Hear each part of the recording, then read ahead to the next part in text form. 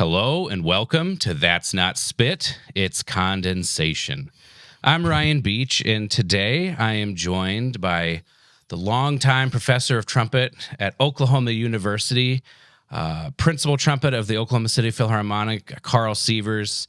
I've known Karl since I was a student at OCU, back in 2006 to 2010. And I remember taking a couple of lessons with you, and I one of my favorite and most meaningful memories of my time there was when I joined your studio when we went to NTC, because I was the only one from OCU that year, so you graciously allowed me to come in, and this is very cool for me because I just know of you as a master teacher, and you're performing. I've heard you when I was there, and I'm just looking forward to the opportunity to pick your brain and learn from you, and I hope that the listeners are able to gather information that could be valuable for them as well. So before we dig in too much, I just want to say thank you for giving me some of your time that we could have this chat.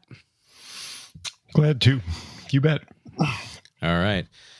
Well, I know that Karl has a very varied career in terms of performance and teaching. So I thought we would just start with you giving whatever brief or in-depth, however you want to take it, but just kind of share with us your career path. You could go back as far as your education if you'd like, but just wherever you want to take that, I'd just like to kind of get a sense of that first. Great. So, yeah, I do like to mention early teachers because I think it happens a lot that people that are incredibly impactful to others are often unknown, not humongous names that everybody knows. And I want to honor those people that impacted me so greatly. So to get to it, I started playing the trumpet in the fourth grade, 9 years old, and with this absolutely fantastic woman who came to my elementary school and did instrumental music. And I don't even remember, there are probably 8 people in it, and a hodgepodge of instruments. And her name was Eleanor Ritchie, and she was a violinist in the Louisville Orchestra. I grew up in Louisville, so she was a professional violinist in a full-time orchestra, but also a part-time public school educator. And the cool thing about her was I just loved her, and I loved band. And so look forward to it. It was just fun, and it was all about making music, and there was no instruction, really. She was a violinist. And then pretty quickly, she recognized that I was into it and talked to my parents about getting private lessons. So I studied from age 9 through my junior year of high school with a guy named Delbert Hoon, who was third trumpet in the Louisville Orchestra and also a public school teacher. I'm not sure how they managed that because that was a full-time orchestra. It still is. And Mr. Hoon taught me, I think, fundamental technique, Clark, Arbin, reading, multiple tonguing, all those kind of skills were advanced because of him. I was solo cornet in Allstate when I was in the 8th grade. And most of the time thereafter, because I didn't even know it, but he had me, pretty far ahead of the curve, pretty young, and I really had no clue about that. Then my senior year of high school, I began studying with Leon Rapier, who became one of the most influential people ever in my life. And he was principal trumpet in the Louisville Orchestra, had studied with Sam Krause, had a graduate degree from Eastman. And he was a fantastic player, a super humble and giving man. And I just can't think of a more ideal role model. And in those days, I would go over to his studio at the University of Louisville right after school on Tuesdays, and he'd keep me there till supper time, 2 or 3 hour lessons for $6 or something crazy. But he was just incredible. The detail, and I've often thought whatever good I have about my concept of orchestral playing was thanks to Mr. Rapier. And then I studied at Sewanee Summer Music Center with Patrick McGuffey, who was principal in Nashville, and then on to Indiana University, where I studied with Louis Davidson, who was in his day a very, very big name. He had been principal in the Cleveland Orchestra for 20 plus years, sort of opposite parallel character to Mr. Herseth and Gil Johnson in Philadelphia. So Mr. Davidson was a big deal. And then partway through my undergrad, I switched over to studying with William Adam, and I did bachelor's, master's, and most of my doctorate there with Mr. Adam, and they called it associate instructor. It's a little bit of a hybrid position between being a graduate assistant and a professor. So I was Mr. Adams' associate for 3 years. So that's the formal training. And then during the time at IU, I'd been in a really good youth orchestra in Louisville growing up, and was always wanting to be an orchestral player. Like, forget about it. A friend of mine gave me a Miles Davis album, and I just couldn't relate to it at all, which is my fault. Strictly an orchestra nerd, and was first chair in orchestras at Indiana most of the time. But I started getting called to do shows. And in those days, there was a showroom in Indiana, and literally all the big deal Vegas entertainers would tour through there. I mean, pretty much anyone you can name from the 70s that was a big deal in Las Vegas came there. So I played all those shows. And then the thing was, well, are you an orchestral player or a commercial player? And I kind of struggled with that, but I was glad I was able to do both. And just invaluable experience. And also in those days, the two recording studios in Indiana, one called Pine Brook and one called The Barn, were really, really busy doing everything from gospel music to soundtracks for Hollywood stuff and TV shows and all that. And so I got in on all that recording. And then as a fruit of that, the PTL club, which people like, what? You did that? Yep. If you know who Jim and Tammy Baker were, I mean, Jim's still alive as far as I know. Yep, that's the show. They needed a lead trumpet player, and I didn't even know who they were. And I was in Georgia visiting a sister-in-law for Easter, and had thought, should I bring my trumpet or just take a couple days and not bring my trumpet? So I brought my trumpet, but got out of shape because it was a family thing. And then I got a phone call from Mr. Adam, and he says, hey, this TV guy needs a lead trumpet player. And I thought, what? So I answered the phone call, and they said, be at the airport and wear dark pants and a white shirt and bring your trumpet, and there'll be somebody to pick you up at the airport. So I arrived at the airport in Charlotte, North Carolina in the morning. I can't remember what time. The TV show went on the air live, and in those days they had 40 million viewers. They had more viewers than the Tonight Show with Johnny Carson. And so I'm standing there at the airport, and there's this big white limo, and I thought, oh, cool, there's a big white limo, and I'm looking for my ride, wondering, where's my ride? And of course, the big white limo was for me. So, wow. So they drove me to the TV studio, put a suit coat and a tie on me that matched the guys in the band, sat me down in the lead trumpet chair about 10 minutes till 11. And here's the book, this 3-ring binder about that thick, and the second trumpet player's pointing, I do this, do that. And right as the show started, it started with a drum roll on timpani, then high D, double tonguing to a high F. And this camera came trucking right my thing. And Lance, the other trumpet player who became a really good friend, goes, don't be nervous. There's only 40 million people watching. Ha, ha, ha. And so bang, off we went. I didn't know what was going on. So I played it, and I was a good reader and did a good enough job. So I got hired. And that's an important part of the history, because to tell you how much I learned about studio playing and live TV, I did that for 7 years. And we recorded 6 days a week, and sometimes more than once, sometimes in the evening, sometimes most of the night if it was an album project. And I met so many musicians that were really well trained or had no training at all. And coming from a major music school with significant major music school background. And then I'd meet some person that played steel guitar who couldn't read music, but was 10 times the musician I was really, really quite something, and we did jazz, funk, rock, country. I mean, full orchestra stuff. They'd bring in the Charlotte Symphony, but with our horn section, and it was quite something. Anyway, so after that went down the drain in Scandal, which was no picnic, because I had the graduate degrees already in hand, I started getting into the college teaching world.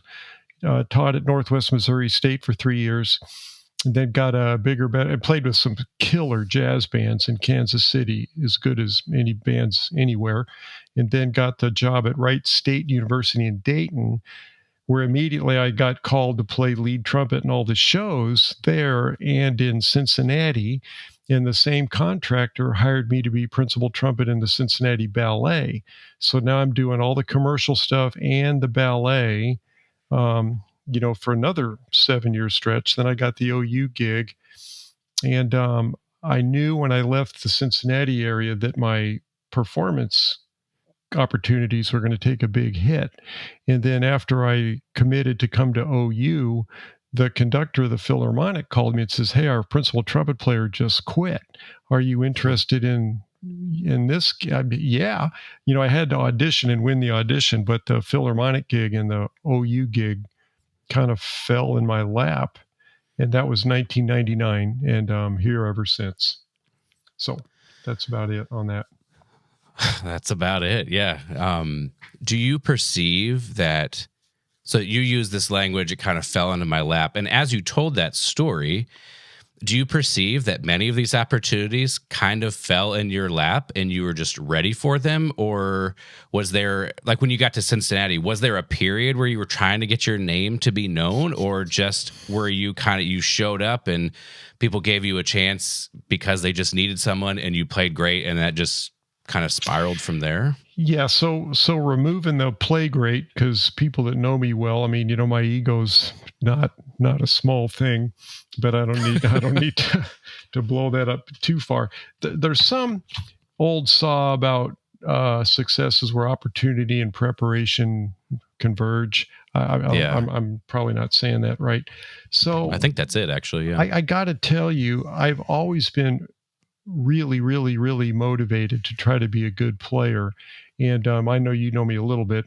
We have Michael Anderson in common, and he knows me well. And he teases me, "Well, Karl's probably practicing," that kind of stuff. But I've always been a practicer. So to try to answer your question, I think my sense of my own standards is not reliable.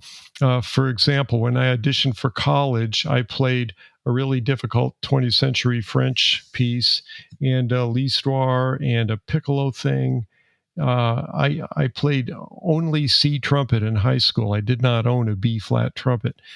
So I did, pep band, marching band, and you get the college. That's so unusual. Yeah, and I did not know that was was unusual. I was just trying to play really well, and so anyway, when I got to Dayton, I don't even know why, but I mean, I had barely moved in, and they said, "Are you interested in doing Will Rogers Follies at the big theater there?" And I said, "Yeah, sure." So I played lead trumpet on that. Didn't even know anybody, and there was this white-haired guy sitting there doing all the woodwind doubles, and it turned out his name was Mike Andrus, and I mention him again out of respect and gratitude. He was the heaviest hitter doubler in the Cincinnati scene, and the Blue Wisp Big Band, if you've heard of that, was a big deal jazz band in Cincinnati, and John Von Olin, the drummer. But Mike Andrus played lead tenor. He swung his butt off on jazz, could play clarinet like a symphony player. He was really quite impressive, and he was in the pit for Will Rogers Follies. I didn't know anybody, and he liked what he heard, and he's the one that, partway through that run, asked me if I'd be interested in doing the ballet. Like, yeah. So did it fall in my lap, or was it a convergence of making a good impression and an opportunity? I mean, I guess so, but I have to mention there were innumerable times where I was shut out of something. Mm-hmm. It wasn't everything my way all the time, not at all. Yeah, I just think it's just a cool. I think it makes sense based on what you were saying, that you were, just to be prepared, and so that you were prepared for the opportunity, and then so it's not like luck, right? It's just you were ready for the things that were being offered to you, and so I'm curious then, if someone is listening and they desire various opportunities, could be playing in an orchestra or playing in I know it's like less often a thing now than it used to be, playing in a big band or, and things like that. What types of things do you think a person should be doing to be able to be prepared for, whether it's a specific particular thing like a symphony orchestra or just in general, to be successful in the professional scene? How would one go about practicing and being ready? And if that's a huge question, I suppose we can get into it. I'm just curious how you would respond. Yeah, I know. So I do have a response to that, and it's probably not too novel or earth-shattering, but Mr. Adam wanted us to be really good trumpet players. And then you say, okay, but what direction are you going to go? Nah, I would argue that Herseth's sound, now in my, of course, this part of it's a generational answer, because the icons when I was growing up were Adolf Herseth and Doc Severinsen and Maurice Andre. I would argue that Herseth's sound and Severinsen's sound were not greatly different, that the differences were how they presented their sound, the attack, the vibrato, little nuances like that. So if the artist mind is strong and you can go in the direction of Doc Severinsen or pick a lead player you like, or go in the direction of Adolf Herseth or Gil Johnson or Phil Smith, or pick an orchestral player you like, fine, but skill sets need to be very well developed. I would suggest that I think some of these studio players, the best ones, are part of what's remarkable is they can pretty much do anything. And I would argue that the skills required are more in common than they are different. And if you are a classical oriented player but have a 3-octave range and no styles and can improvise at least a little bit, you can do everything. And then why would you want to do that? Well, to me, part of the reality of being versatile is, and I've told this story before, when I got the Wright State gig, I had 2 kids and one on the way, a mortgage, responsibilities up to here, and my salary wasn't that good. And so I get called to do these shows, and if it had a flugelhorn double, I'd get $2,300 a week to do the show. And if it was 2 weeks in Dayton and 3 weeks in Cincinnati, that's 5 weeks of $2,300 over and above. So not just in terms of making a living and taking care of my family, it's musically rewarding.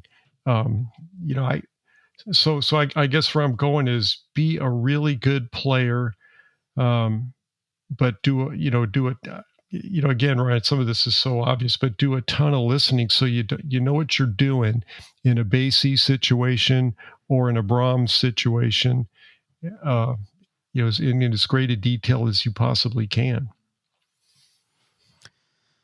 Yeah, I actually want to talk more about what does it mean to be a great player in your eyes, because I'm sure you have opinions about that. But I have a few more questions about your story, and so we'll just put that aside for a second.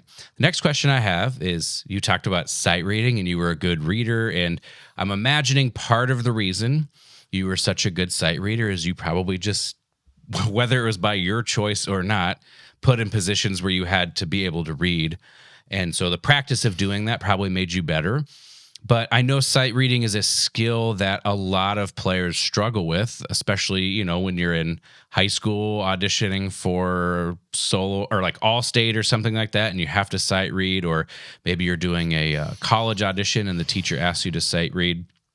I'm just curious if you have what types of advice you would have for maybe besides just practicing it, how you would approach like the act of the skill of sight reading and improving that skill. Yeah. So I think a couple ways to go at this. and I'm, in terms of the context of your age relative to mine, I think a problem when I work with young people today who are not good readers is and this is a broad brush answer, but I think it holds true. The atmosphere in public school teaching is preparing for competitions, as opposed to teaching you to be a good musician and a good player. Maybe that's a little harsh. Whereas when I was growing up, we never had a lesson, Mr. Hoon and I, we never had a lesson where we didn't read something and or read duets, and it was not competitive, because he was my teacher and a lot older and all that, but kind of competitive. I like puzzles, and it's like read something. It's like, oh boy, I thought that was great, and I wanted to be, good at it. I wanted to keep up with him, and if my mom was sitting outside the door to pick me up, and she'd say, I couldn't tell who was who, when we played together. Now I'm 11, and he's in the professional orchestra. That whole thing about getting it and getting it now was always fun for me. And then at college, those situations, part of the answer is, as stressful and tension inducing as studying at IU was, I loved it. And my best friends in the world were from those days and are still my best friends in the world. But it was brutally competitive. I mean, sometimes ugly. And there was no way in God's green earth I wasn't going to keep up. And so if somebody says, hey, man, let's read some etudes or whatever, like, okay, but, my radar went up to 11. I was going to make sure. How to become a good reader, I'd say that the best answer is just do it. But I do remember Mr. Hoon talking about looking ahead, so nothing coming around the corner, and the music was by surprise. And then I think in my own teaching, where I would emphasize you have to be in the now, not anticipating. Is that contradictory? Yeah, maybe. And I always tell my students, yeah, there's some things that are contradictory. That's okay. Are our minds powerful enough to be ahead enough to not step in a hole and be in the present? And I think yeah. So the flip side of all of that is when I encounter most young players I encounter are not good readers, and I kind of blame the system they've grown up in, where they take 6 months to learn something, instead of 3 or 4 rehearsals. And at IU, the orchestras would perform every 10 days or so. There was no, let's start something in September and perform it in December. Nah. And then, then you get on gigs, and, as you very well know, there's some group from Vegas, and they're greeted by this college horn section, and they're like, oh, brother, until they heard us play. And then they contract us to follow them around on tour. But, you got one run at it, and you want to be successful. And, we just jumped all over it. We embraced sight reading, I guess, instead of having any fear of it. Then you start getting good at it. Yeah.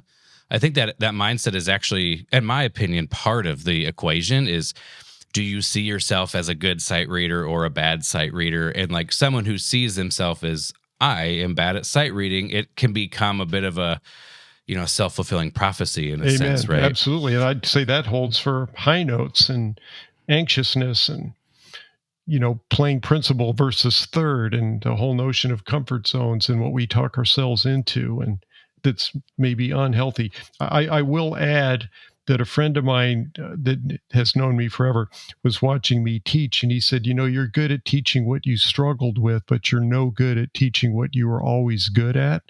And we were close enough that he could get away with telling me that. And, my largest struggles were with sound production. And I think I have expertise at that, but it's because I struggled with it so much. And when people talk about siren, it's like, I don't even mention that in all my years, Yeah. Well, I'm also curious what it's a bit of a leading question, but it's okay. What do you think the role of like scales, arpeggios, things like that, where you develop just a mastery of those basic things as part of the equation of, I've seen these things now. I've seen scalular patterns and arpeggios like in my practice session, and the more you see them there, the quicker you are able to recognize those patterns in music rather than trying to look note to note to note.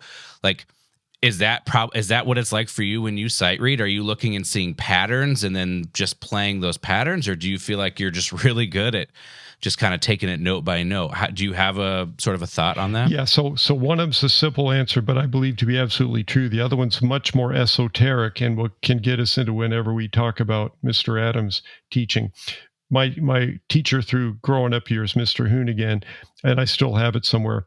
I had a little book of manuscript paper, and I had to write out in pencil every scale, every key, major, minor, all the forms of minor, and all the arpeggios, major, minor, diminished. I had to write them all out and memorize them. And I had all that cooked by the time I was age 11 or so. And I remember it drove me nuts. Like, I can't do this. And I remember being, and I'm really demanding of myself as a little kid, which I had no sense for at the time. But because I stayed with it, I started to get it. So yeah, and to this day, I play every freaking thing in every freaking key. And Anderson knows because he has to listen to me. I do the Clark number 2 in 6 different modes every day with different tonguing patterns. And so I think, it becomes so built in that you do see things in clusters and you recognize patterns and sounds.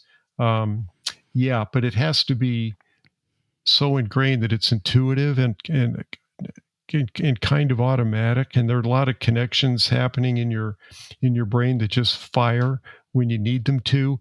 I am not a great jazz player. I can solo without stinking it up, but I think of really, really good jazz players. And man, they've got that thing, so wired. It's anyway. And the more esoteric answer to your question, and I got to Mr. Adam as a fluent transposer because growing up in band, the band was really terrible at my school. So I played everything except trumpet parts. I'm alto, clarinet, flute parts, bass, clef stuff. I mean, so I was a really good transposer. But Mr. Adam wanted me to see sound. And this, to me, is part of the magic of all of that experience. To see the spots on the page as a sound, not as a fingering or a location, high or low, or an interval. They're simply sounds. Like if you read the written word, you're not seeing letters, you're seeing sounds. And that's because you've been doing it since you were 2 years old. And it's at that intuitive level, but you have to train yourself to do that. And with Mr. Adam, we did that. So now when you're sight reading, you look at a page of darn near anything and you know exactly what it sounds like at first glance. And then your chance of it may need musical refinement. You may or may not achieve that at the first go, but your ability to be really accurate at the first go at it is very high. But that's seeing sound, not fingerings, or like if you see a trumpet part in E flat, are you going up a minor third, or are you seeing the sound, period? It's like you go from 0 to 60 with no steps along the way. You go to the ultimate goal as your first step because you've trained yourself to see sound. It's clear in your head before you let the breath go. That's I don't know if I've ever heard someone describe it in that way, but I totally agree. Like, I feel like I'm starting to come, I don't know if that's starting, because, as you've pointed out, we are the sum product of all of our teaching. So I'm sure that have been times where it was tried to explain to me, but I'm starting to understand now that it's just like this thing here is, it's just a sound. But like, let me just, sure. Well as you play, Ryan, and I know you're playing a bit, and I've listened to your recordings and knew when you were younger. When you're playing your best, this is what you're doing. My point to you or anybody else would be acknowledge that, recognize that, and exploit that to the nth degree, man. You've already got it. But think about the times where you don't do that. I mean, I don't mean you, just anybody. There's a distraction, or you're thinking about your Sure. chops, or you just got a new mouthpiece, or any number of things. But compared to when you're really, really, Jim Reed's one of my oldest best friends, and he used to say, "This thought is so strong in your mind, there's no room for anything else." And if Right. you say, "Hey, that's really cool," but do we do that? Get in that practice room and on stage, they're one and the same, and learn to go there. So it's so strong. Nothing when I'm playing my best, it's like, and if I know when I achieve that, it's like a light goes on. Nothing can come out except what I'm hearing. Yeah. Period. It's not Yeah. not easy, but there again, if you believe that's true, then you just cultivate that till you own it. So Yeah. I've got some more questions and thoughts, but and I want to cover that because I feel like it's going to be super helpful. I have one more question sure. though about sort of your story.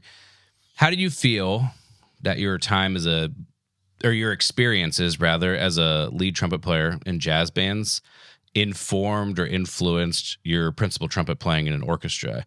Do you feel it was valuable to you? Do you feel that these things are at odds, or do they complement each other? I'm just curious because I think that they are complementary, but I have very little experience. So for someone who has both, I'm very curious for your Yeah, thoughts. I'm convinced they're complementary, with the caveat we all know players who are really great lead players, but may just don't know what they're doing in an orchestra. So if you've Sure. got the musical mind to sound like convincingly, I mean, really sound like a orchestral trumpet player, I am grateful as I can be for the chops that I have, meaning upper register endurance, those kinds of things. And as you know, a big portion of our season in our orchestra is pops, and I enjoy the heck out of playing pops, and I'm very glad. I hope I'm not delusional that I sound like I know what I'm doing on pops compared to, we get these parts, and if I can be a little snarky, somebody's penciled in switch to piccolo, switch to E flat, for Yeah. for some lead chart. And our guys. I know your listeners maybe don't realize how much you and I have in common, but between Jay and Michael, our section, we do pops like we know what we're doing. So can you do both? Well, heck yeah. And is it a good thing? Oh yeah. And we just did Copeland 3 a couple weeks ago, and uh, you know, it's a workout, but no big deal, because that's just not that close to my limitations to be a worry. So Yeah. Following up on that, because you've had a lot of experience at both, I'm curious for how you would define what a good lead trumpet player, a good principal trumpet, what does it mean to be a good principal trumpet player? Because my guess is you're not going to say the person that can play the highest notes is going to be the best lead or principal player. So what does that mean to you to be an effective or a good, if you want to use that word, lead or principal trumpeter? yeah, well, there's always somebody that can play higher, right? And my upper register's what I'd say good, but it's certainly not crazy. It's not like Wayne Bergeron or plenty of guys that are probably can play an octave past me. So yeah, I think the lead player needs to have a sound about him or her that shows ownership.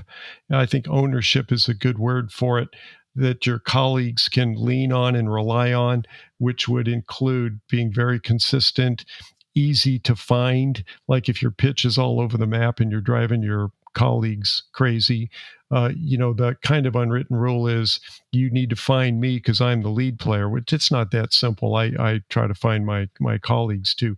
But the best thing I could do there is be predictable, consistent, in tune, um, really, really solid. Hopefully be a compelling stylist. A lot of players get around the horn pretty well, but there's nothing too compelling about their artistry. So you want to be hip, and uh, you know, I keep using the word compelling, but artistically worth listening to. And then hopefully, an aside which you're not really asking, But I think about quarterbacks in football who buy their offensive line Rolex watches, because they want to treat them well and say thank you for from keeping me from getting killed. Yeah. Yeah. So, part of the role as a principal player is really, really, really and sincerely valuing your guys. So that's kind of a subtle leadership thing that's maybe not got anything to do with how you play, but it all needs to come together for all that to go well. Yeah, I couldn't agree more with everything you've said. There's really nothing I could possibly add from my own experience. And sort of piggybacking on that last point, like I found myself more and more thinking of myself as a leader, as almost thinking of like, what is the culture that I'm interested in having within my section at minimum, within the brass section at larger, and if I could possibly have influence in the whole orchestra. And it just puts me in a place of like, I need to be that person that everybody's is like comfortable, and I can't control whether people are happy or not, but doing the very best that I can do to make the job like a pleasant place to be, where we all are looking forward to making music. Like whatever I can do, I agree with you that I over time have learned to start to see my role as that part of it is important as well. Not just can I play the notes at the right time with the right style, but those sort of cultural, interpersonal things I find to be almost just as important. Yeah. So you basically wrote my script, with what you just said. And I think sometimes it's helpful to think about what it's not. And with some experience, you have or will know situations that are not like what you described. And sometimes a person's just really reticent and not a good communicator, or just kind of a closed off person. But I think as a leader, we have a responsibility to be better than that. We've also known players who are demeaning, abusive, that just creates a culture that I don't know why in the world anybody would want to go to work, experiencing that. You think about like in a freelance situation, which I've done boatloads of, and I'm thinking of specific people that are such buttheads to deal with. You just want to punch them, but then they're gone in a couple days. Like, okay, I can put up with this jackass till Sunday, then he's leaving. But or then I can think of names I could name too, where like, man, I remember that gig, because a lot of times for me, if they brought in a lead player, then I'm playing second, and I'm thinking of like Dave Trigg, who was with Natalie Cole. Man, what a player. Holy smokes. I mean, he was just a ridiculously incredible player. It's such a nice guy. And this was in the 90s. So 30 years later, I remember him well. And who do you want to be, man? Do you want to be that guy, or the a-hole that was, I won't tell you his name, but that's all right. That's okay. Yeah. This guy goes, he had a slide out about that far. And he had played lead on the Woody Herman band somewhere along the way, which back in the day was a big deal. And so he had a slide out about that far. And he looks at me and goes, "What the hell's the matter with you?" And I thought, "What?" He goes, "Can't you tell you're sharp?" So I go, "Sorry." So I pulled my slide out. A couple of pages later, "What the hell's the matter with you? What? Can't you tell you're flat?" Okay. So, I mean, it was like that. So anyway. Yeah. No, in different scenarios, I feel like we've all, or many of us, myself for sure, I can say that you've just been in situations where you're like, yeah, nothing I'm going to do in this situation is going to make anything better. And you're just, at that point, it's no longer fun, right? Because you're just trying to get through it and survive rather than collaborate and do this thing, which is the reason we got into it in the first place, which is to like make music with others. And we're on the topic of culture, so it feels like as good a time as any to transition into talking about Bill Adam, because sure. I know that, well, actually, I don't really know anything about, I know who Bill Adam was, and I know, things about the routines. I've heard about that, obviously, and I know things I've read that you and others have posted over the years from the Bill Adam days that you've had, and I know that he has had a profound impact on a lot of players, but I know so little that I feel like I would love for you to just talk about what you feel like I need to know about Bill Adam and what it was like to be there. And, conversely, then other people get to learn that as well. So, thank you for saying you don't know, because thank you. Like I'm intrigued with James Stamp, for example, and I'm really intrigued with James Stamp, and I intend to pursue it with, if I can get with Roy Poper or somebody that knows. But I would never say I know about James Stamp because I own the book, or can hum the exercises or whatever. Okay, so this is where I can go for days, and you just wave a red flag or something if it's too much or too in depth, because obviously I handle this sort of question quite a bit.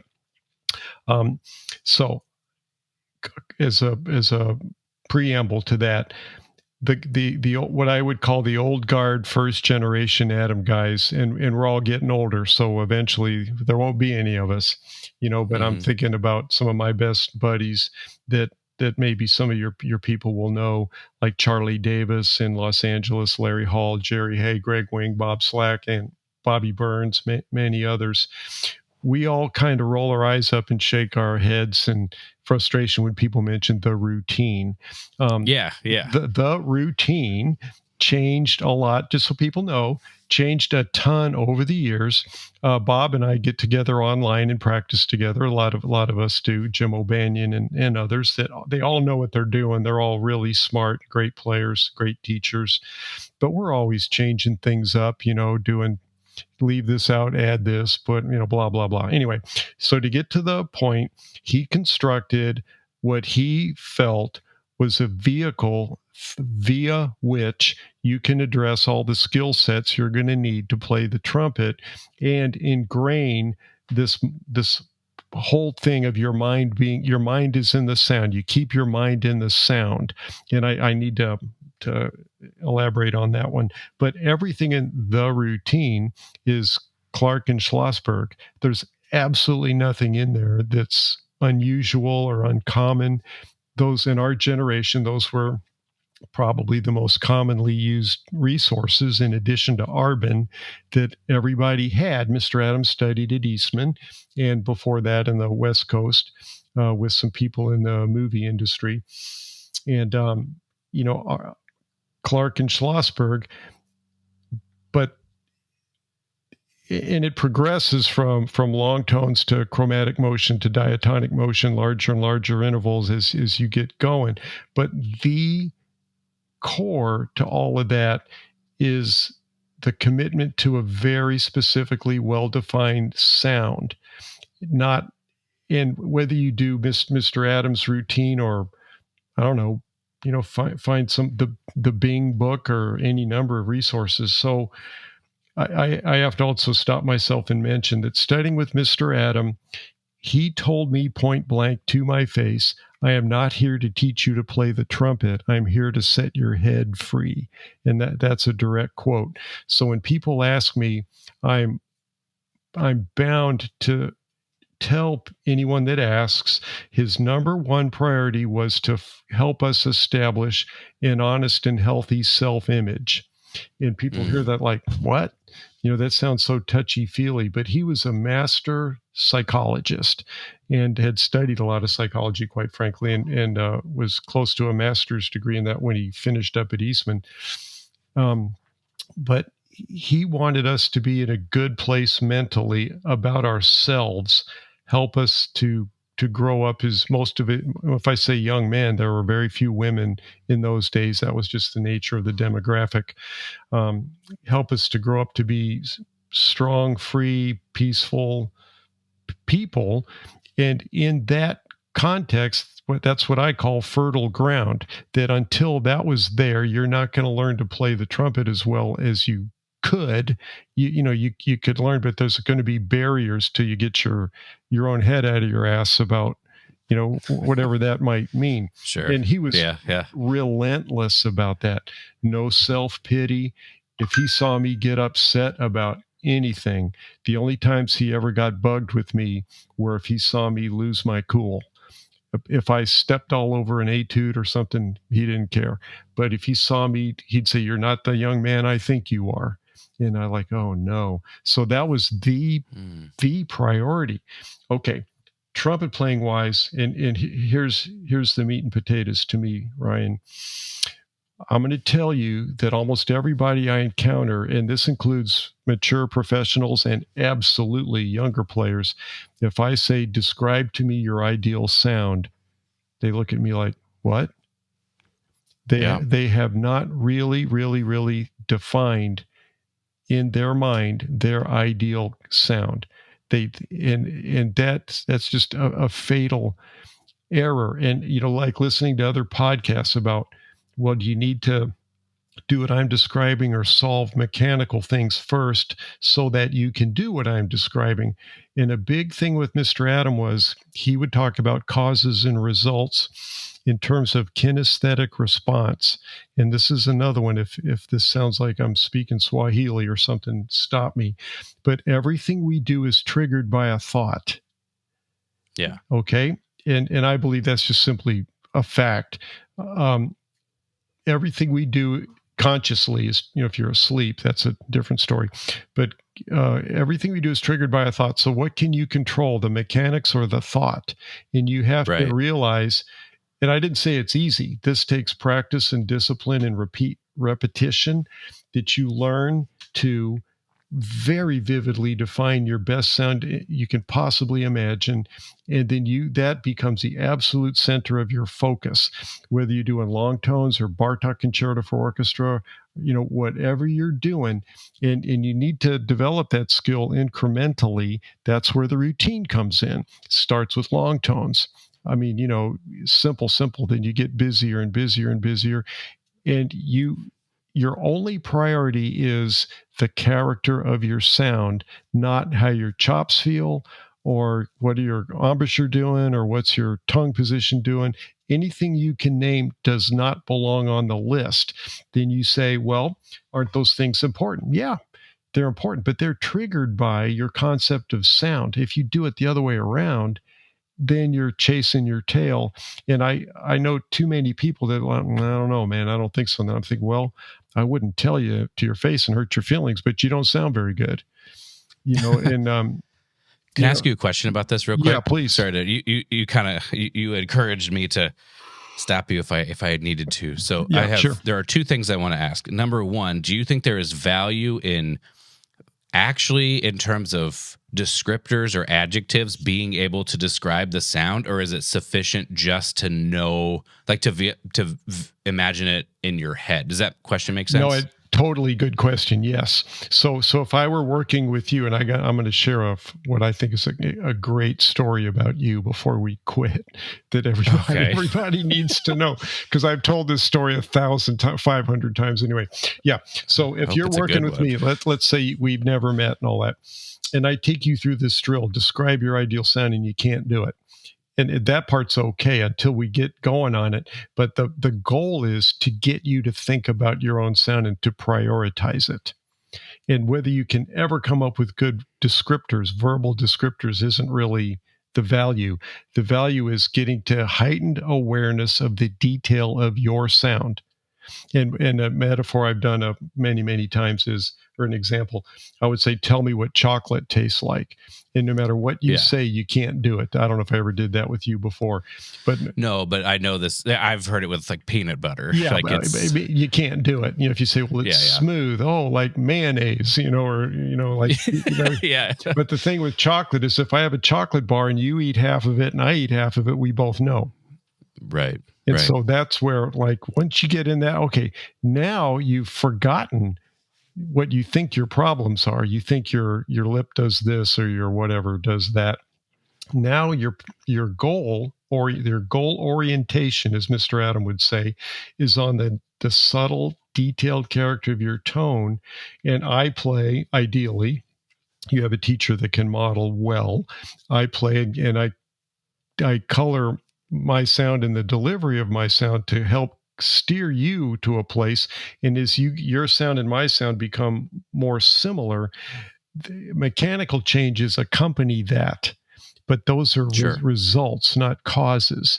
And then all of a sudden, and I was working with some of Anderson's kids a couple of weeks ago. Well, I can't play past a high B flat. Okay. So we get talking about tone. Then you start doing some patterns that expand, and out comes a beautiful high D. Well, how did that happen? What in the world? Because there's little tweaks and maybe angles or the compression of the breath that accompany having achieved that character in your sound that you cannot do by do this with your tongue or do that with your corners or whatever. Then in your own practice, again, like the other thing, you just cultivate that, man. I'm sitting here with all my stuff in my studio, and the priority, and there's Arbens and hairy glance exercises, and I got stuff all over the floor. I'm practicing, but I'm trying to keep that sound on the bullseye absolutely 100% of the time. Yeah. So then that leads me to the second question. Yeah. And I'll try my best to, because it's going to sound, it might even be counter or contrary to some of what you're saying in terms of what I have sort of in my own pedagogy. And I'm just curious what you think about this. So an example of I feel like how I have begun to teach is I'll have so I first believe that there are a few pillars that every great trumpet player has, beyond a shadow of a doubt. If you're thinking of a great trumpet player, no matter what style, the first thing I think is they all take a great breath without tension, like a good supported breath without tension. The next is that they have a clear and coordinated articulation or release, right? It doesn't have to be aggressive. It just needs to be clear. And number 3 is that they have a consistent and energized airstream where it's not stopping. It's always underneath it. It's healthy. And the energized part, for me, is what gets the sparkle. It's not like a dead, lifeless airstream. So in my pedagogy, what I've come to do is use drills that have them focus on what I think you're calling the cause, where I would say, okay, when you play, I'll do a thing where I have them and they can feel this vibration the vibration that happens at the aperture when the sound is starting. And then I'll say, okay, I want you to play an F major scale while focusing on this vibration, right? And then when they do that, invariably, what I've experienced with a lot of success is it's more even, or the sound is more full or whatever. And then I try to use that to teach them the new sound that they're listening for. So that when they're practicing, ultimately, I want them to think about the sound, because we're in total agreement that the sound is the guide. I learned that from Anderson. It's a big Jacob's Wind and Song thing. I totally am on board with this, but I have found that sometimes thinking of the cause, showing them the effect that can have, and then it sort of creates this loop, right? Where it's now I know what sound I'm listening for, and I know what creates it, and I know if I'm not doing it, something that I can do to help. It almost acts as a diagnostic tool to help get them back on track. I just said a whole bunch of stuff. Curious for how you would respond to that way of approaching pedagogy. Yeah, I like all of it. In your 3 pillars, I absolutely agree. Let me a subtle tweak. Did Mr. Adam ever get into what we called 1% stuff, like any of the mechanics stuff? And the answer is absolutely yes. But that is better done when the basic foundation and approach, what you prioritize is pretty well established. Where that other person's really kind of immersed in the notion of producing a really great sound. Because I don't know how much teaching you've done or what age groups, but the people that have absolutely no awareness of their tone, it's freaking epidemic. It's crazy. So a couple of semantic things. We speak in terms of having the sound to the front, forward in your mouth. And I can't remember exactly how you described it, but what I think of is the breath comes in, and I love the energy part. Heck yeah, man. And that's got nothing to do with decibels. We hope people realize. So the breath comes up and out. There's a point at which the breath becomes sound.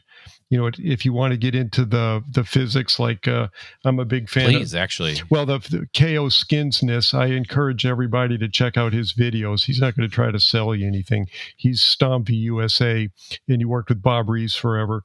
And he's done his homework with Bill Cardwell, the physicist who was involved with Cliff Blackburn's design innovations. This is, it's science. It's not opinion or religion or something people are setting their hair on fire about.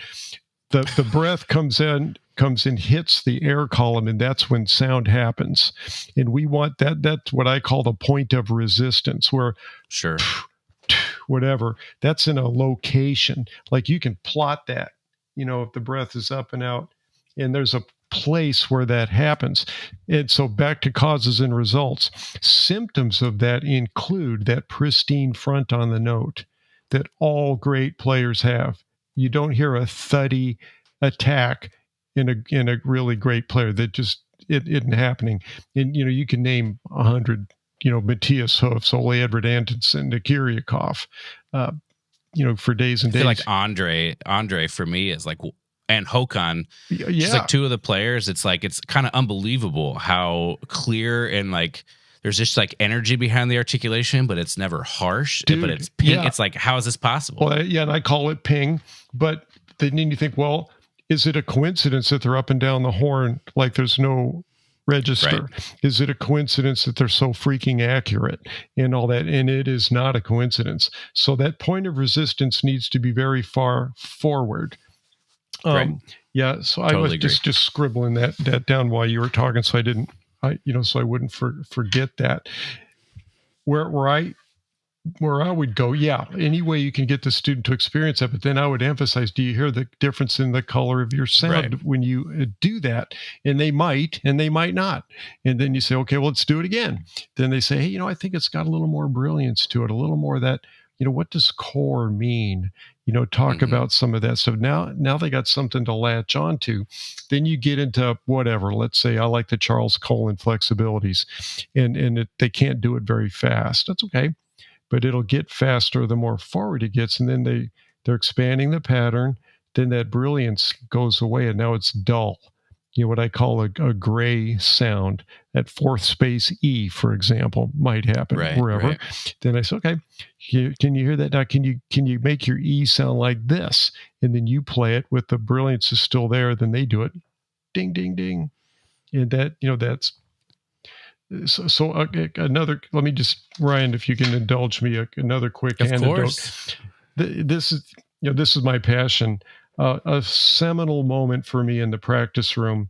I'm at Indiana University with really good players, really good teachers, practicing my fool ass off, doing everything I could do in my range. And I don't want it to be all about range. Range is a facet of what we're talking about. But clarity, endurance, flexibility, response, ability to handle large intervals, pretty much they're all spokes of the same wheel. So I'm busting my butt, and I've told people before, the scars on my knuckles are healed over, but I put my fists through the practice room window, literally in tears, slice my hand all up. I can't do this, man. What am I going to do? And I was in the practice room with Bobby Burns. If you know who he is, he's the trumpeter with Earth, Wind, and Fire, ridiculous trumpet player, and a really close friend of mine. And I emphasize with Bobby and me, there was no ego in the way. When I'd practice with some of the other guys, it was a contest, and I would lose, when it got in the upper register. And I mean, just beside myself. So Bobby and I are doing this Arbin pattern, page 138 in the Arbin book, and he would expand it and take it. It only goes to like an A above the staff, and he'd just continue the pattern on up. Then I'd try to do it, and he's knew how frustrated I was, and it cacked out, at high C or something. And he goes, Karl, man, you're letting your tone change. And in that moment, I thought, what? I'm smart. I got all this college. I practiced my fool ass off. I've studied with famous teachers. What? And that evening, instead of prioritizing how high I could play, I started prioritizing the detail of my tone and not caring. There's one of my little stories. I say, Ryan, how'd practice go today? And he said, man, I played a really good high F. Then I say, Ryan, how did practice go today? And he goes, well, I played with my best sound the whole time. And and at number 2 is what you want. Sure. And then Of course. what happens is, you've guided your mechanics into the place where everything's going to go well. And as soon as you let that inconsistency in your sound happen, there's mechanical fluctuations that are mirrored there that you're ingraining that you do not want.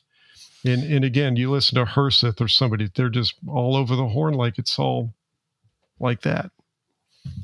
Yeah, no, I mean, I think we see this similarly. Like, I think we for do. me, I'm always just trying to figure out what is the best way to get this person to hear the best sound that they're capable of playing with, like right now. And then saying, now your job is to play with that sound all the time. And so in your fundamental, and we would talk that the routine or fundamentals, whatever words you want to use, it's saying, okay, but we need you to set it up in the beginning where you can be successful all or most of the time. And like, I've done a fair amount of reading. I'm not an expert by any means on like neuroplasticity and how like skill is actually wired in our bodies, but I do know enough that the more you do something, the more myelinated it gets, so that becomes more and more habitual. And so in the practice room, anything you do is becoming more habitual. And so to be in control of the thing that you are trying to myelinate, in this case being, I want to play with my best sound all the time, versus I'm just going in the practice room and playing, and something is becoming more habitual, but who knows like what it is. Just feels like practicing, it would swing to one of two opposite ends, which is A, it could be interesting because I'm finding places where I'm struggling to play with that sound and I'm coming up with solutions, or B, like you punching a hole in the wall. It's like, I can't figure out why I can't do this, but because you're unaware of what you should be focusing on to generate a better result. I don't know if anything I just said made any sense. Yeah, you're right. I do think we're on the same page, and it makes a ton of sense. And I want to reiterate to whoever's watching that as well as you play, it's undeniable that you do what we're talking about. But I want to give you something to ponder. The value of assessing how you sound in the present versus there's value there, but I'm going to encourage anybody, including you, that whatever you're practicing is going to manifest itself tomorrow.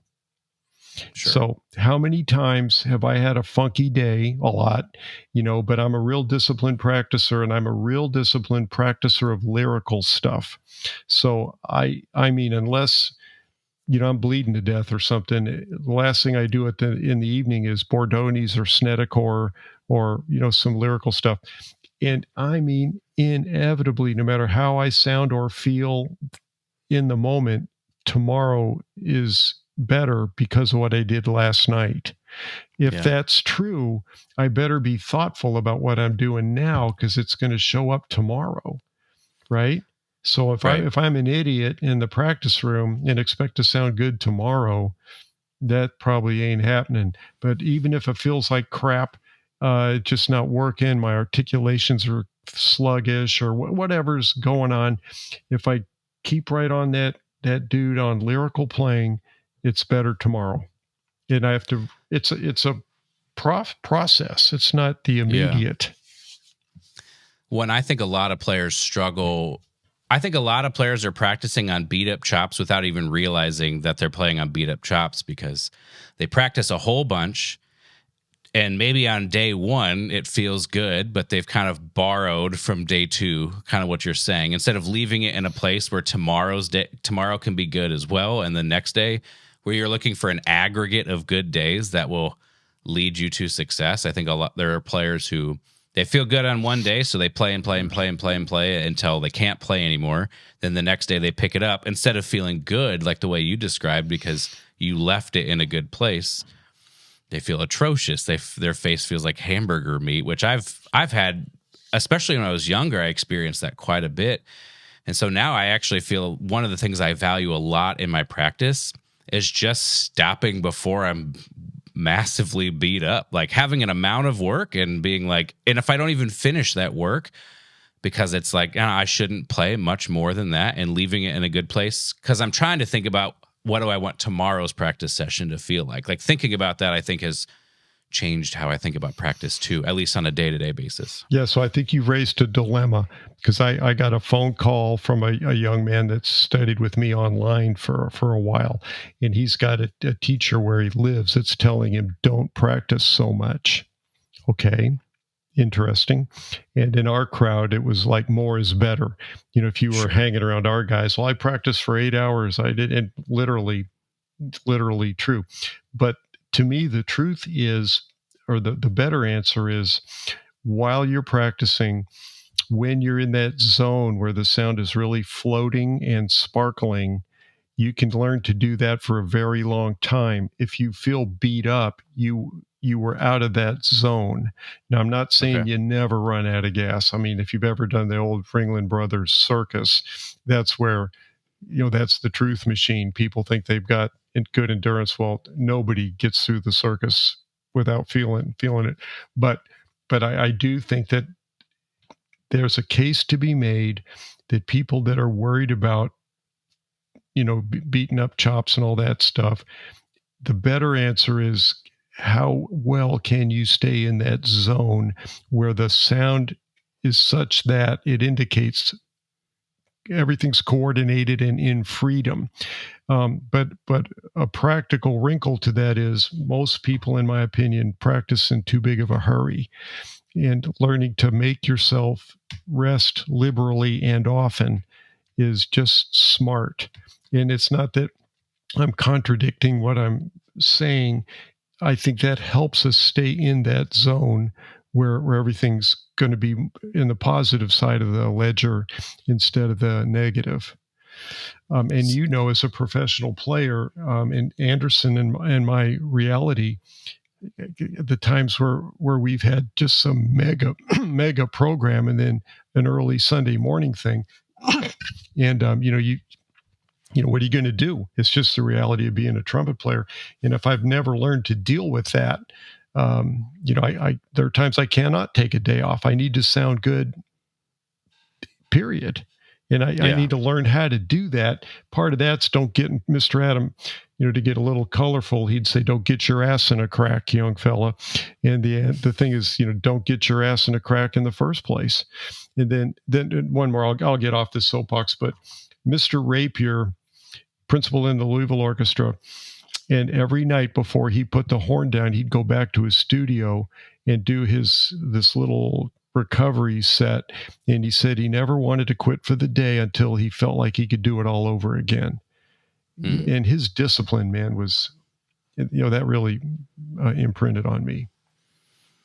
So if you're talking about trying to rest liberally, so you're in this place where you can make this sparkly and free and energetic sound more often and for longer, for the sake of an example, if you were to practice for 3 hours, can you give some sense of how much of that would be actual face time and how much of that might be resting? I would say actual face time is probably less than 50%. Okay. And it wasn't that way when I was younger. And I could do, and it's not because I'm older, like you can't do it anymore because you're old. I think it's because I've learned. I could do a lot of things pretty well, but and part of it, not being at OU anymore, where I was doing 6 lessons a day, 5 days a week, and playing everything with the students. That whole rest as much as you play thing, I would say is a good starting point, but I want to rest even more than that.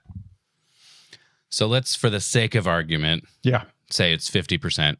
Yeah. So that's hour and a half of playing, hour and a half of rest. Do you feel like it would also be fair to characterize it as, I practiced an hour and a half broken up throughout the day? Like, would that be fair to say it that way too? Or you don't think about it that way? I mean, I don't think about it that way, but I mean, I'm also at a point in my life where I don't feel like I need to impress anybody by saying, man, I did 3 hours. But a typical morning set for me is 3 to 4 hours. And 7 days a week, I only miss that if I'm hanging out with my grandchildren or something, Sure. So I do that. But like I said, 50% of that's with the horn off my face. And my personality is such that I have to make myself slow down. I start getting in a hurry. I do my chromatics really fast. when I'm trying to do it for evenness of sound, slow down, Karl, or I feel really great. I just keep turning the page in the Charlier book or whatever, and I just take a break, slow down, because I just feel like it pays off for me to slow down. Yeah. So it sounds like you are in full agreement with Mr. Adam that focusing on the sound as the guide for not just like making sure that you're playing musically or whatever, but that your trumpet mechanics are also going to follow in suit. You would consider that to be a major pillar of your kind of almost like a non-negotiable. Are there other pillars that exist on that same level, or any pillars that are sort of important but not at that same level of importance that you feel are things that you make sure students understand? Yeah. So a quick asterisk to the prior statement is, once the fundamental foundation's really well established, he would take our consciousness to some of the 1% stuff if he felt like that was needed. But that's also more appropriate when you're seeing a student on a regular and repeating basis. In case something goes sideways, you can adjust. The other pillar I would say is that he would always repeat to me was, it's a wind instrument, young fella.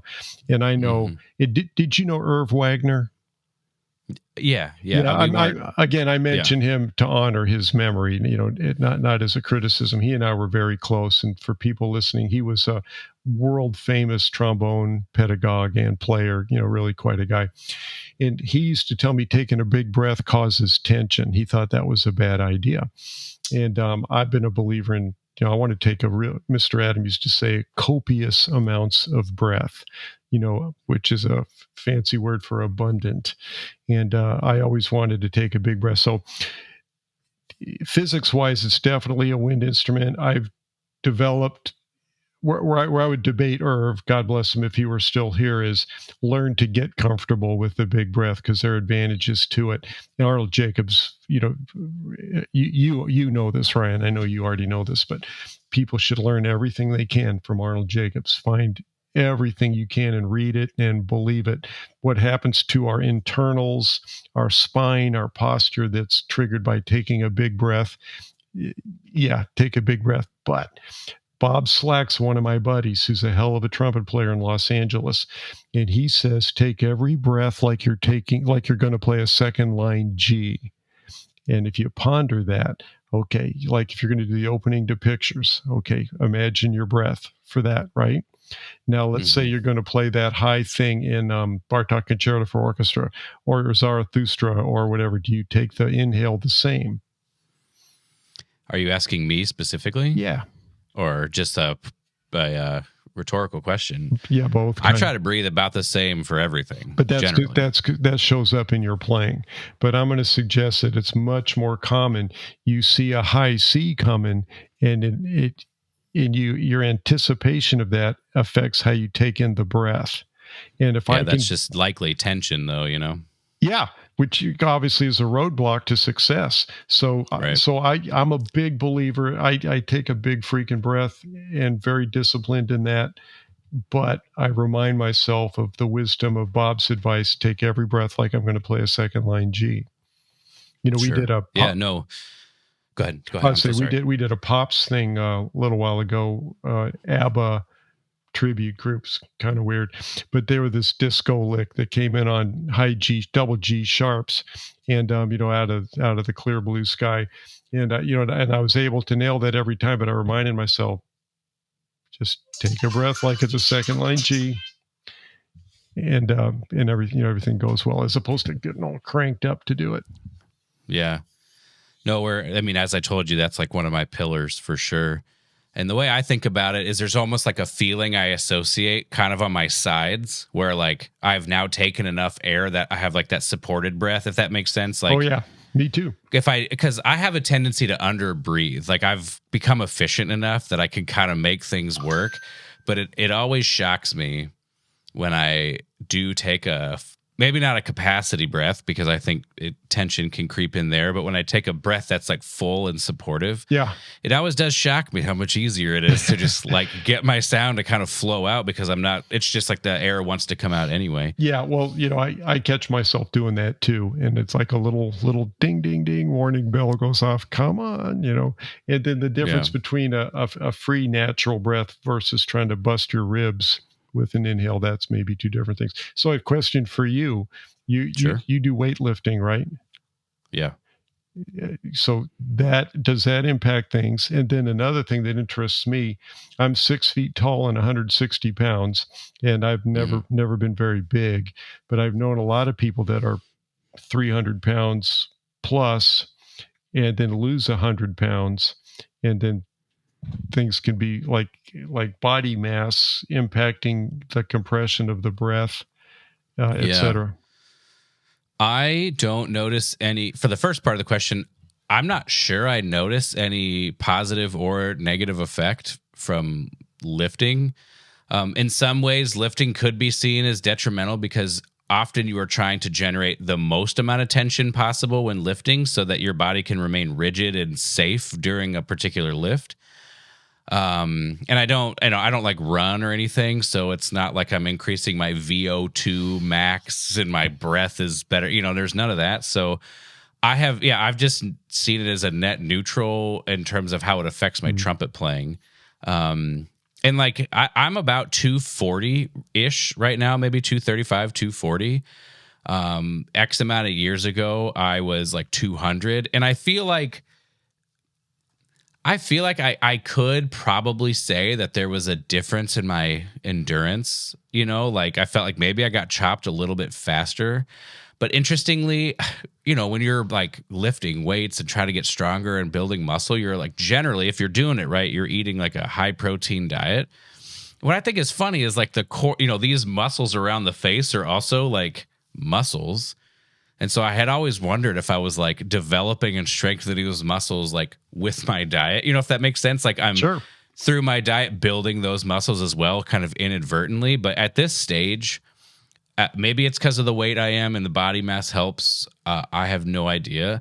But endurance is not something that I think about anymore. And I think it's twofold. I think number one is I think I'm just a strong player in general. I've developed those muscles.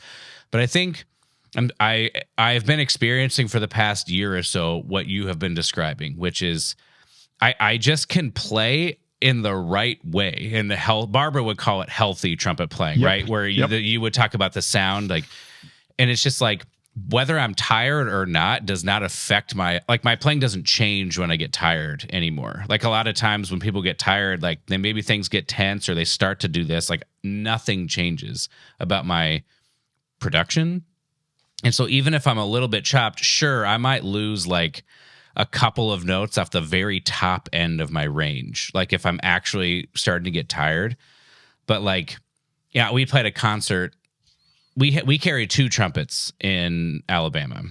And so we had a concert that was the 7 o'clock shout by Valerie Coleman, which is 2 trumpets, but both trumpet parts, there's solos in the beginning of the piece. So I felt it was important to play that.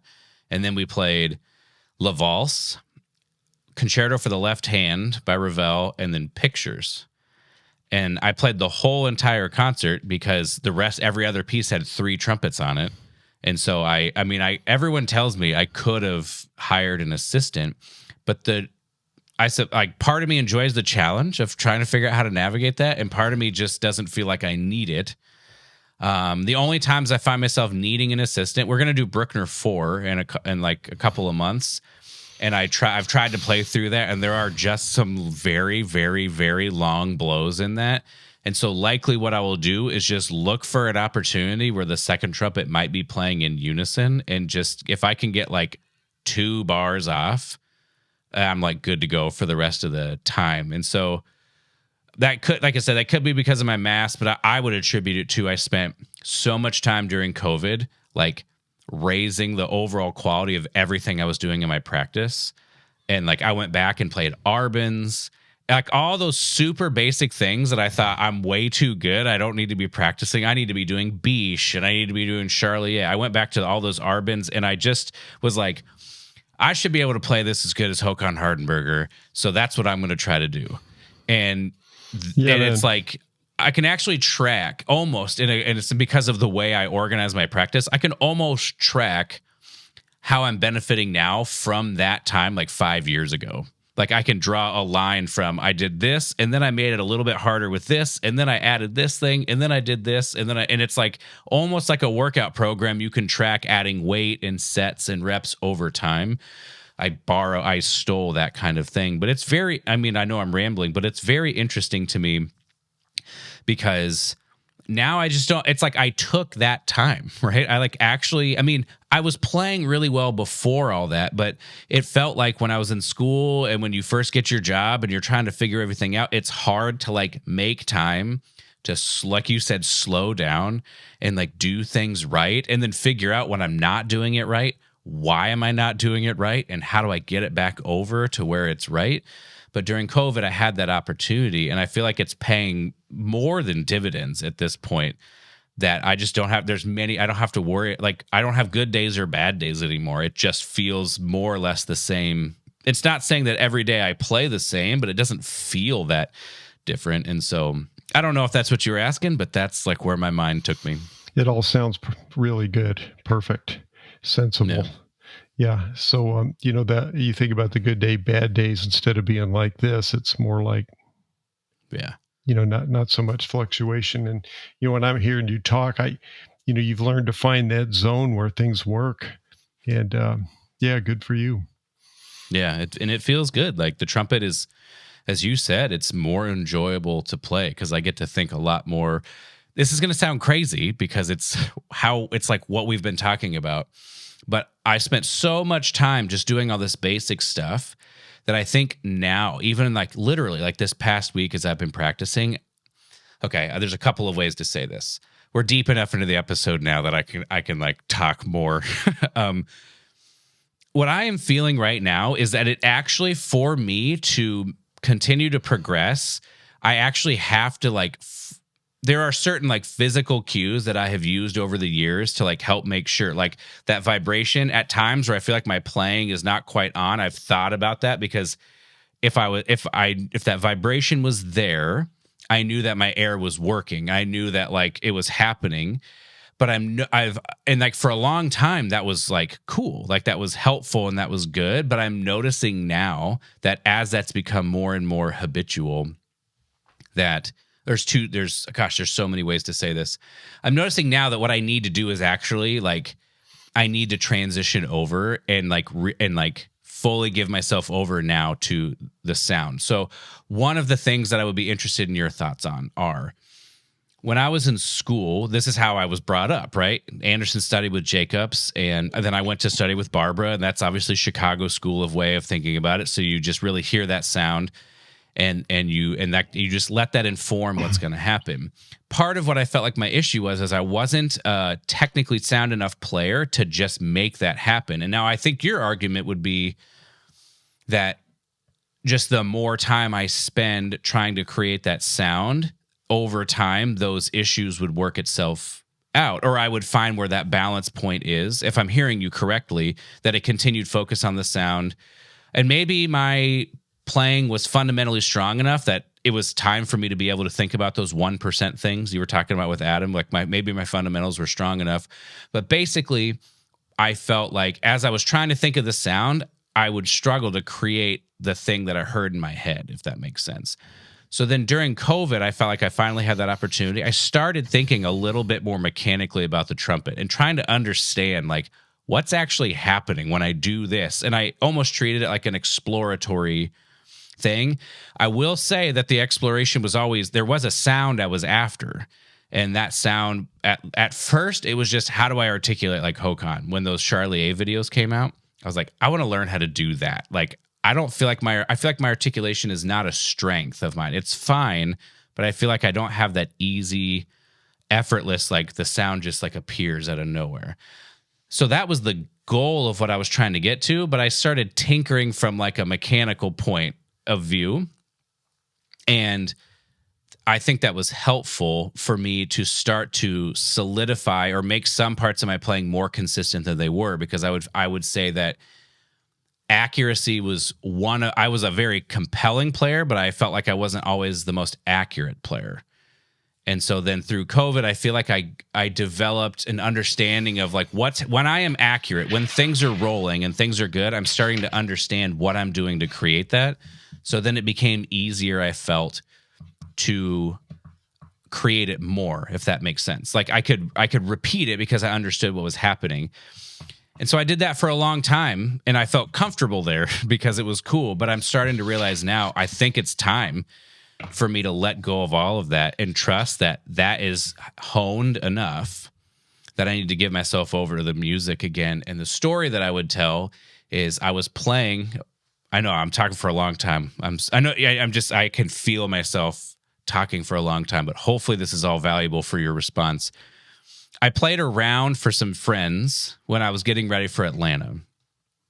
And at that stage, it was early. It's like week 1 of my prep. And I was still in this place where I was trying to put everything in the right place, right? I was trying to make sure things were in tune, and I had this phrasing, and I was, in a sense, thinking, you could say mathematically, right? You could say that. And so the comments I was getting are, it sounds like you know what you want to do with the excerpt, but almost like it's missing this big picture. Like it's almost missing like just like play and like stop thinking so much and just play. And so I remember playing Scheherazade, and I played and it was good and it was clean. And they're like, yeah, it just feels like, I don't know. So I was like, all right, I'll do it again. And in my head, like you said, the thoughts are the thing that like you can change. In my head, the thought changed from, I'm going to try to phrase it like this and tongue this note like this and do all that, to I'm just going to play. I'm just going to play and not worry. And it was not quite as clean, but the feedback I got was, it is far preferable for you to play that way. And that just started this like shift of like, I think I've done what I set out to do, and I need to come back to like, I feel like where my foundation was. I need to come back to that. I don't know even why I started talking about this, but that is something that's like a journey I feel like I've been on for the past like 5 or something years. And so now I'm feeling like when I'm going to play, like playing lyrical etudes, I'm really trying to figure out like what is that headspace where I'm totally caught up with the sound I'm trying to create, and there's nothing else possible. Just trying to, because I do it sometimes without thought, but I'm trying to just be like, maybe how can I control it? Or maybe I'll learn that that's actually not going to be possible. And it's just that balance of sometimes you're in it and sometimes it's not quite there. Do you have any thoughts on anything I just rambled about? Yeah, I think everything you're saying is good. And it's fun for me as somebody older than you to watch you grow and peel back the layers in such good ways. So a comment that entered my mind when you talked about accuracy. Mr. Adam would have us do Charlier studies, and of course, you wanted to play well and be musical and get the most out of the music and all that stuff. But when I say he wanted us to go from the upper left corner to the lower right corner without missing anything, here's a nuance that can be misunderstood. It wasn't to be perfect. It was an indicator of how you could be absolutely engaged in the line from first note to the last note. And he would tell you if you missed a note, that's the point at which your mind left the line. Yeah. And so that notion of ordering the result with such certainty that nothing else can come out of the horn takes a hell of a lot of mental discipline and practice. The other thing, when you talk about getting back to fundamental skill sets, yeah. And guess what? That never goes away. As you get older, that's on my music stand. I've run into stuff where my articulations are what there should be, and I'm like, hell no, that is not happening. So I do every freaking double tonguing exercise in the Arbin book, literally every one. So this notion of the mind and the sound and all that stuff, back to Adam, routine, we need to plug that concept into everything that challenges us, and then you have to do it. I think about when I got the gig here, to play really softly was tough because I had been doing all this commercial playing and didn't really have to play soft like you do on Schumann 2 or something. And then I thought, well, is there something wrong with me? Why can't I do that? How do you do that? And then I realized I was changing my approach to playing if I was approaching playing softly. And I thought, okay, don't do that. So then I realized in my routine, I wasn't doing anything really, convincingly softly. So I had to introduce that into my daily workout, all kinds of things. So, for what it's worth. Well, I wrote no, down it's the notes I wrote I think down it's here. I think that's like a friend of mine told me, like this was, I don't know, a week before the finals. My friend, it's our principal horn, Valerie Sly. She just said to me, like, just like, when you just take a breath and just play, it sounds amazing. Yeah. She's like, there are times where I can hear you begin to think about what you're doing. Yeah. And she's like, and it's still good because you play well. Yeah, you're but too good. Yeah. But when it's just like when you're just letting go and just like playing the line. And it's interesting because I could, in the final round, the first couple excerpts I played well, but then invariably in that situation, something's going to come up. And, a tendency of mine can be, okay, like I'm going to put it here and I'm going to control it essentially. And then that phrase came into my head: when you just take a breath and you play, you sound amazing. So I could actually stop myself in that moment and be like, what I need to do is I just need to like not worry about making mistakes. I just need to take a great breath and play. Amen. And was it perfect? I mean, anyone who's listened to that episode would know my final round wasn't perfect. But what is interesting to me about that round and the semifinal round is I don't perceive anything was pervasively or habitually problematic. Like if I missed a high note in one excerpt, the next excerpt I nailed it. Yeah. Or if I was a little chippy in this one, the next one would be potentially like perfect. And so it was clear that nothing was like systemically problematic. It's just like that just happened in that moment. And I think that's very telling of a player, that none of this would, take you out of the moment making these mistakes. I think that's kind of I would be saying this about me in this case, but I think it's kind of a mark of a pro to be able to hold it together like that. Yeah, I got to tell you a story. You're making me think of, and I would like to think of myself, if I think of my giftedness and what I'm really lousy at, that on the gifted side, I'm a good interpreter, a good musician. Okay. So years ago, I got to know Steve Hendrickson. Did you ever know him? Mm-hmm. Yeah. Yeah. And not very well, but I of course know who he is. I thought he was sort of like Mr. Rapier. His shirt was a little ruffled and he was not pretentious at all, not a self-promoter, just a good guy who played the doo-doo out of the trumpet. And so I won a grant through the Philharmonic to get lessons with anybody I could get to hear me. They paid the cost of it. So I asked Steve if he would, I could fly to, Fairfax, Virginia, and get a lesson with him. Sure. So I said, what would you like me to do? So he wanted the Shane's Concerto, a Biche Etude. I don't remember, a bunch of stuff. And I had that stuff dialed in. I mean, control, perfection, I was dialed in. So I flew there a day in advance because of the NTC. I had connections at George Mason. So I got in a practice room. I'm in good shape, got rid of the jet lag of not practicing. I literally drove to Steve's house from the hotel to time it, to see how long it would take so I could get there exactly at 7:00. I mean, that's me. So the day of the lesson, I got there and I pulled up in the driveway at like 6:59, knocked on the door. He's not home. He was at church. And so his son let me in and took me down to the basement where Steve had his practice studio. I'm warmed up. I'm on it. He comes in, says hello. And so I had all this just ready to rock and roll. And there was a piece of music on the stand, and he said, we just premiered this last night. And it was, he says, this starts with trumpet alone. Let me hear you play that. So all the plans are out the window. So, but I'm a good reader, and I knew this was a serial composition, but I could hear it in my head, and I played that sucker perfectly. And then he stops me and he says, the the composer wrote that in memory of his daughter who died in childbirth of his grandson. Play it again. And that's how the lesson went. My point is, I played the shit out of everything. I played one of the B shade tunes literally 5 times. I didn't crack anything. In tune, on time, accurate. He did not care. He talked about Rostropovich wants us to get the most music out of everything we do. And playing that solo thing, he wrote it in memory of his daughter who died giving birth to his grandson. Play it again. Show some heart. And I thought, damn it, you're having to tell me that. I mean, I was grateful and mortified at the same time.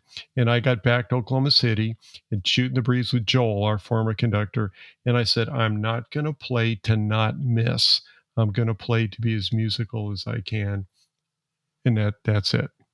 And then one more thing that you made me think of, you know, John Rommel at all?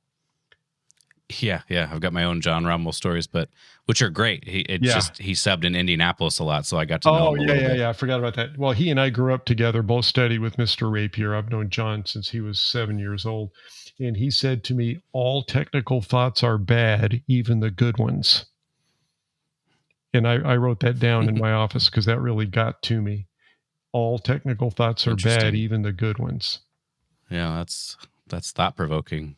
Yeah, so all the stuff we're talking about, if your tools aren't there, you know, you can have all these grandiose philosophies, but without the tools to pull it off, it ain't happening. But that's back to square one. Your daily deal needs to be a broad diet and very thorough. And so your skills are there, then you can, like, you're emancipated from all that stuff, and you can see that page and turn it into art, hopefully. Yeah. Well, you said you have a story about me that you wanted to share. I want to ask you one more question real quick, and then feel free to share it, and then we can... This has been awesome. I've really enjoyed chatting with you and hearing your stories, and just going back and forth. I feel like we could do this for a lot longer than we have time for. In fact, the question I want to ask, it's kind of an interesting question. I'm just interested to see where you want to take it. You know, you've taught how long did you teach at OU again? 23 and a half. And then at Wright State before that, how long? 7. Yeah, and then Northwest Missouri, right? Yeah, for 3. Before that at Winthrop College in Fort Mill, South Carolina, as an adjunct. So we're talking like pretty 35. Yeah. And so in that time, you know, I'm sure you've had all sorts of students with all sorts of motivations and or drives to enter a music field, or they end up going somewhere else. Of the students that you feel like, again, it could be music specific, or it could be in any career that you saw that went on and, you know, found success for themselves in whatever it was. I'm just curious if you could think of any commonalities. Barbara's got a way of talking about this that I think is kind of cool, and I just know with as long as you've taught, I'm curious if you have any commonalities. Could be the way that they played, but maybe even in the way that they conducted themselves, the way they advocated for themselves, or anything like that. Just kind of curious if you have any commonalities of the ones that did the best. Is that what you mean? You could say it that way, or just ones that went on to enjoy like a full career in whatever they were doing. Are there any commonalities of things that, just so we can learn and maybe orient ourselves in those directions? Yeah, I'm afraid this is maybe not what you're looking for, but maybe useful. There's an old phrase, something like they'll care what you know when they know that you care. And I had a band director in Ohio ask me, like, your secret to your success kind of a thing. And I said, man, they know I love them, you know, and it's like kind of a gooey answer. But, you know, I think if you show enthusiasm, if you show that you believe in that person, you know, obviously you got a really broad spectrum of talent, whatever that means, prior training, motivation, whatever their goals are and all that stuff.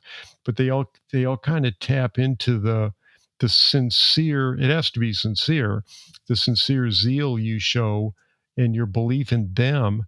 And then you just see the lights turn on, and they begin to uncover things back to their self-image that they maybe thought were impossible, or or like, well, that's not me, that's somebody else. I don't have that potential for success, which isn't really what you're asking, but it becomes very common to the studio across the board is and less of an individual thing, like a Well, culture. actually, I think it's a really interesting answer because in this day and age of like social media and things becoming commoditized, and it's like I'm on the internet not because I'm sharing who I am. I mean, I am participating in this thing where here are things that I'm trying to do, but I'm trying to get you to like pay me money to do things. Yeah. You know what I mean? That's like so transactional that we like trying to find ways that we can still either through social media in that case, or just in our interpersonal,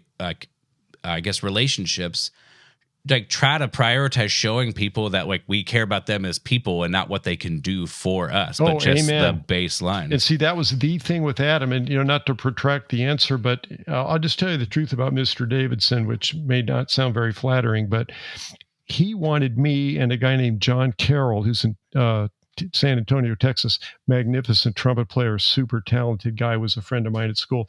He wanted us because we made him look good. Mr. Adam had no thought for that at all. You'd see, like Randy Brecker would be there for a lesson. Doc Severinsen was coming in for lessons when I was at Indiana University. Jerry Hay in L.A. All these, you could be, somebody with, I hate to say a nobody, that doesn't sound very good, but he treated everybody like they were the center of his universe. And then it's like if you knew he believed in you, and that changed you. You were no more or less special than whoever. Everybody that worked with him was the most special person on the planet during that time you were with him. And man, that changes you. And I was going to say, you get with somebody like Barbara Butler, there's no, and I don't know her well. I've watched her do a master class once, and I know by reputation there's probably not an orchestra in America that doesn't have a Barbara Butler student in it, and the Marine Band and everything. It's just unbelievable. But at that level, everybody's really gifted and motivated and all that stuff. And she earned that. I quickly underline that, her track record at Eastman and Northwestern and Rice. But that's a little different than XYZ State University, where they don't have any idea what they're getting into when they decide they like band in high school and they decide to be a music major. Yeah. So you ready for my story about you? Of course. To me, I hope it's a good one. I hope I'm not going to be embarrassed. No, it is a good one. And I think this is a key to your success. You were getting ready for NTC. You're doing Boza, either the Caprice or Rustiques. It's Rustiques, yeah. Yeah, and you came in second that year, right? Mm-hmm. Yeah. And for people that know, to come in second at NTC means you could have been, first, but they didn't like your necktie or something. When you're in that realm, that's pretty tall cotton. And Anderson's my buddy, and he says, I want you to hear this kid play and make some time to coach him on his solo. So I said, sure. So I cut out 2 hours on a Sunday afternoon for you, and I did not accept any payment. And every freaking bit of advice I gave you, you did not do. I would say like, slow down a little bit here or speed up a little bit there or whatever. And you rejected all of it. And I'm thinking, well, okay, I'm glad I spent my Sunday afternoon with this kid. And then you go to Fairfax and you damn near won the thing. So the takeaway is, and I'm very serious about this, and I've told this story, and I've always admired you for that. You knew what you wanted to do. And that was much more powerful than trying to do what I wanted you to do. I'm so sorry that I did that. No. That's something to be. I know you're not. I know that you. It's just like you had a well-conceived, thoroughly thought out concept of that piece, and that's why you did so well with it. And I think that's what we all need to do. Whatever we're playing. Adam used to say, you got to play like you. You're not Ryan Beach, you're Karl Sievers. And, whatever, I'm going to play the hell out of this dude. And of course, you do your homework. You did your homework. you had good coaching with Michael, and you had your own ideas, and you practiced your ass off, and you came in there like, here's how the Rustiques goes. And then, yeah, man, rock and roll is just kind of funny. So, oh my gosh. Yeah, but I mean, you know, that's a powerful lesson in my opinion. A good positive lesson.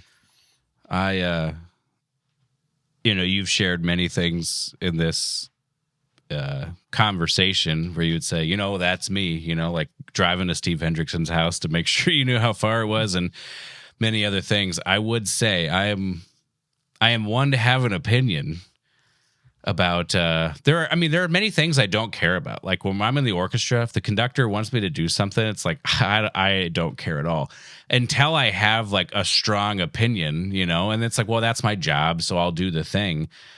But I'll think this is worse than what I would have done. You know what I mean? That kind of idea. And oh yeah. So, well, Karl, I mean, maybe someday we should hop back on here and pick up where we left off, because it just feels like there's so much more we could talk about. But you've given me enough of your time for now, and I'm very grateful to you.